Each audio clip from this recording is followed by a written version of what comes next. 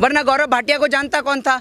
कल ये भूल गए कि इन्हीं टोंटीधारियों की सत्ता में थे ये। और निश्चित तौर पर उत्तर प्रदेश में सत्ता परिवर्तन तो निश्चित तौर पर होने वाला है। जैसी भारतीय जनता पार्टी वाले हाथ जोड़ेंगे वोट मांगने के लिए, वैसी माला उतारेंगे और फूल की माला की जगह जूते की माला गले में टंगा देंगे। ये काम करेगा अब की बार देश का किसान। बहुत दिन देश के किसान को सड़क पे बिठा लिया, अब सड़क पे आने की बारी इस देश की सरकार की है, इस देश के उन मंत्री और नेताओं की है। प्रधानमंत्री बंगाल से बांग्लादेश जा रहा है, कभी पाकिस्तान बिरयानी खा रहे हैं, कभी झूला झूल रहे हैं। क्या है ये सब? आपको प्रधानमंत्री झूला झूलने के लिए बनाया, बिरयानी खाने के लिए बनाया है?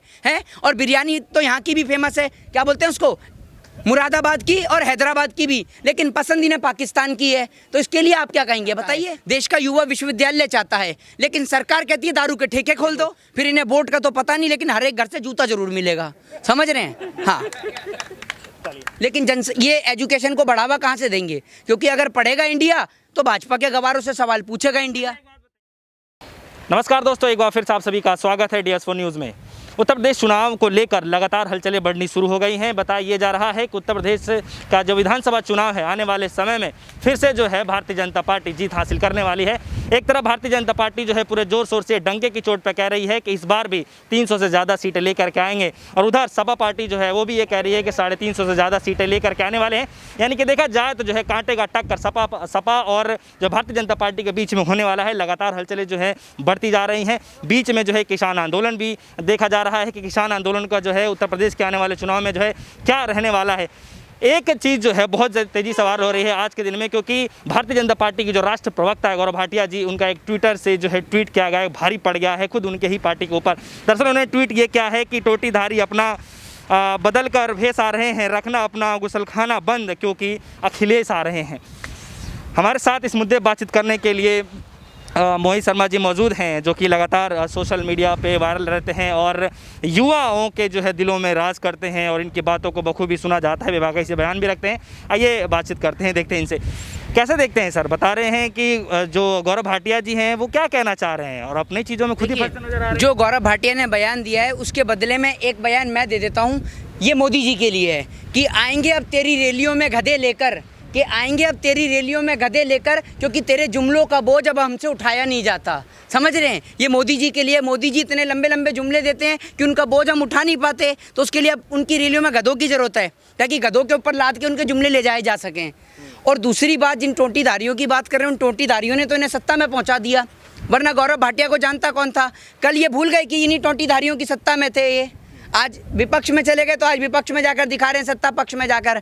भैया आप ध्यान रखिए कि जितने दिन आप सत्ता पक्ष की गुलामी कर रहे हैं ना, और अंत में एक बात उन्होंने सही कह दी, क्या पता वो बात सच हो जाए। और ये बात हकीकत है कि उत्तर प्रदेश में शासन प्रणाली उसी की लागू होगी, शासन सरकार उसी की बनेगी जो उत्तर प्रदेश में देश के किसान के साथ खड़ा होगा, चाहे फिर वो कोई भी पार्टी हो, किसी भी पार्टी के दल का हो। भारतीय जनता पार्टी को छोड़कर जो भी पार्टी देश के किसान के हक की बात करेगी कि देश का किसान उसी को वोट देगा।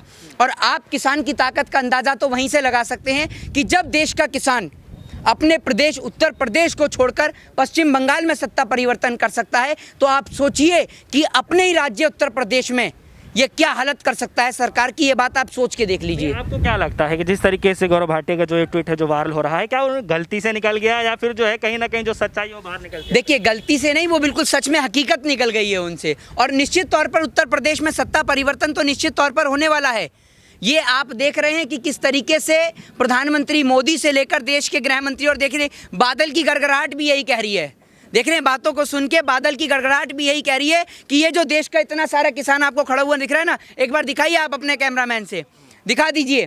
ये इनके हौसले हैं, और इनके हौसलों को ना कोई आंधी, ना कोई तूफान और ना कोई बारिश तबाह कर सकती है। ये देश का किसान का हौसला है। ये वो किसान का हौसला है जो नंगे पाँव देश की मिट्टी में दौड़ता है और अपने वतन के लोगों के लिए अनाज पैदा करके खिलाता है। लेकिन आज दुर्भाग्य देखिए कि इस देश की सरकारें किसानों को लेकर बात नहीं करती, शिक्षा को लेकर बात नहीं करती, स्वास्थ्य और बेरोजगारी को लेकर बात नहीं करती।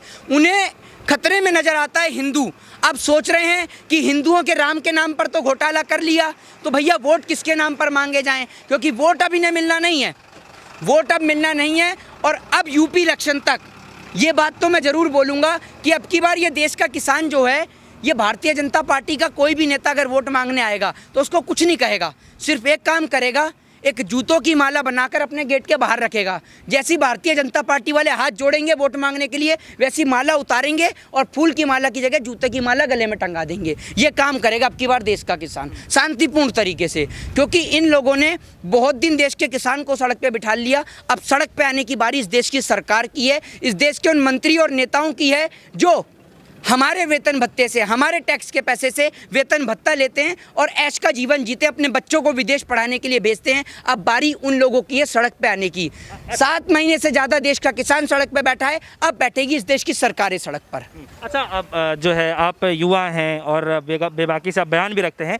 एक चीज़ ये बताइए कि आप जो है ब्राह्मण समाज से जो है ताल्लुक़ रखते हैं, और शर्मा जी आप ये बताइए कि बड़ा डंके के चोट पर कहा जा रहा है कि लास्ट में जो है कुछ भी हो जाएगा, लेकिन जो है ब्राह्मण समाज जो है बीजेपी के साथ ही जुड़ जाएगा। क्या वाकई में ऐसा? वो मैं आपको बता रहा हूँ कि चाहे कश्मीरी पंडितों के नाम पे वोट लेने की बात हो, चाहे उत्तर प्रदेश में पंडितों की हत्या कराने की बात हो, इन्होंने किसी समुदाय को नहीं छोड़ा। चाहे वो दलित हो, चाहे सिख हो, चाहे वो आदिवासी हो, चाहे हिंदू हो, चाहे मुस्लिम हो, किसी समाज के लोगों को इन्होंने नहीं छोड़ा। आप देख लीजिए इस देश के अंदर कितने लोग जो सफाई करने वाले लोग हैं, वो कितने लोग गटर साफ करते के दौरान मर जाते हैं। सरकार ने क्या करा है? वैसे तो आप कहते हैं कि मंगलयान तक फोटो जा रही है और आपके पास इतनी भी टेक्नोलॉजी नहीं है कि जो हमारे देश के लोग जो सफाई जो करते हैं, वो लोग जो शहीद हो रहे हैं, उनके लिए कुछ किया जाए। हमारे देश की सरकार क्या कर रही है आप बताइए? है आपके पास इसको लेकर कोई जवाब? किसान 7 महीने से बैठा है तो बैठे रहने दो, इनको कोई फर्क नहीं है। प्रधानमंत्री बंगाल से बांग्लादेश जा रहा है, कभी पाकिस्तान बिरयानी खा रहे हैं, कभी झूला झूल रहे हैं। क्या है ये सब? आपको प्रधानमंत्री झूला झूलने के लिए बनाया, बिरयानी खाने के लिए बनाया है? और बिरयानी तो यहाँ की भी फेमस है, क्या बोलते हैं उसको, मुरादाबाद की और हैदराबाद की भी, लेकिन पसंद इन्हें पाकिस्तान की है। तो इसके लिए आप क्या कहेंगे बताइए? मोहित शर्मा जी, मेरा सवाल यहाँ पर ये है कि जो है आप युवाओं को जो है क्या यहाँ से मैसेज देना चाहते हैं, और जो आने वाला चुनाव है क्या डिमांड रख सकते हैं, कैसे आप देखते हैं? भैया देश का युवा तो पढ़ाई चाहता है, देश का युवा शिक्षा चाहता है, देश का युवा विश्वविद्यालय चाहता है, लेकिन सरकार कहती है दारू के ठेके खोल दो। शिक्षा की तो बात ही नहीं करती सरकार। सरकार के कुछ नेता उटपटांग बयान देते हैं। कोई कहता है कि भैया, उनके एक नेता का ये कहना है कि आने वाले चुनाव में जो है सिर्फ माननीय मोदी जी का चेहरा ही काफी है, चुनाव तो डंके की चोट पर जीत लेंगे। हाँ बिल्कुल, हरावाने के लिए तो माननीय मोदी जी का ही चेहरा काफी है और किसी की जरूरत ही नहीं है, क्योंकि मोदी जी घूम के आए हैं विदेश तक और कोई थोड़ी घूम के आया है। तो हराने के लिए तो खाली उनको ही खड़ा कर दो, तो वैसे ही हार जाएंगे। तो उन्हीं का चेहरा काफी है। बिल्कुल मैं सहमत हूँ आपकी बात से। आप सहमत नहीं है क्या इस बात से? मैं एक मिनट देख लीजिए, हराने के लिए मोदी जी का चेहरा काफी है या नहीं है? काफी देख लो भाई। अब ये मैं थोड़ी कह रहा हूँ, तो पूरे देश का किसान कह रहा है मोदी जी का चेहरा ही काफ़ी है हराने के लिए। बंगाल में भी मोदी जी का चेहरा ही काफ़ी था हारने के लिए, हार गए बंगाल में। और जब किसान बंगाल तक जाके हरा सकता है, तो सोच लो अपने प्रदेश में इनकी क्या दुर्गति करेगा। इनको वो हालत हो जाएगी भारतीय जनता पार्टी के लोगों की, क्योंकि ये किसान को जो है बहुत हल्के में ले रहे हैं। ये वो देश का किसान है जिसके आगे बहुत बड़ी बड़ी सरकार नतमस्तक हुई हैं। ये किसान आंदोलन कोई पहली बार नहीं चला इस देश के अंदर, लेकिन दुर्भाग्य इस बात का है कि हमारे देश के अंदर सरकार किसान पे पता नहीं क्यों ध्यान नहीं दे रही। अभी आप किसी को भी एक नेता का बच्चा मर जाए, पूरे देश में भौकाल छा जाएगा। पूरे देश में ऐसा आतंक हो जाएगा, पता नहीं क्या हो गया। कोई मौन रख रहा है तो कोई शोक सभा रख रहा है, लेकिन 700 से ज़्यादा हमारे किसान भाई शहीद हो गए इस 7 महीने के आंदोलन के दौरान। कोई नेता का बयान नहीं, कोई ट्वीट नहीं, कुछ नहीं। भैया हमारे देश के, चलो आप किसान नहीं मानते, नागरिक तो मानते हो ना इस देश का।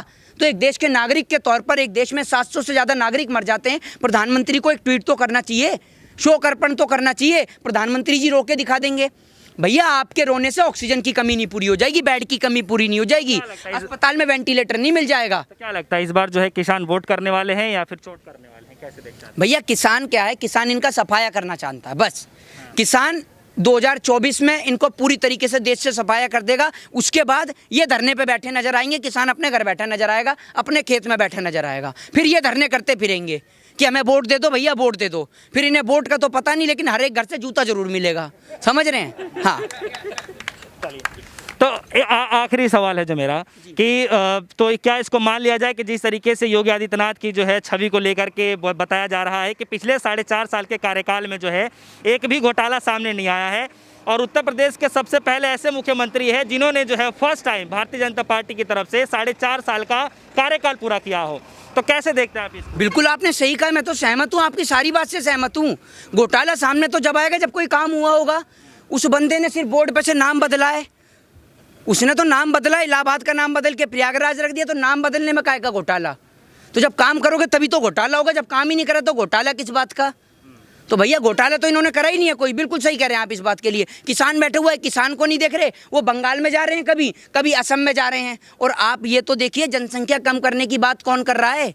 जो अपने माँ बाप, वो जनसंख्या कम करने की बात कर रहे हैं।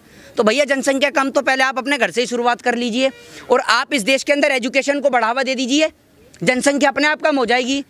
लेकिन ये एजुकेशन को बढ़ावा कहाँ से देंगे? क्योंकि अगर पढ़ेगा इंडिया तो भाजपा के गवारों से सवाल पूछेगा इंडिया कि क्या वाकई में जो आने वाले समय में जो है जो किसान आंदोलन चल रहा है वाकई में सरकार बनाने में जो है मुसीबत का काम करने वाला है? कोई शक?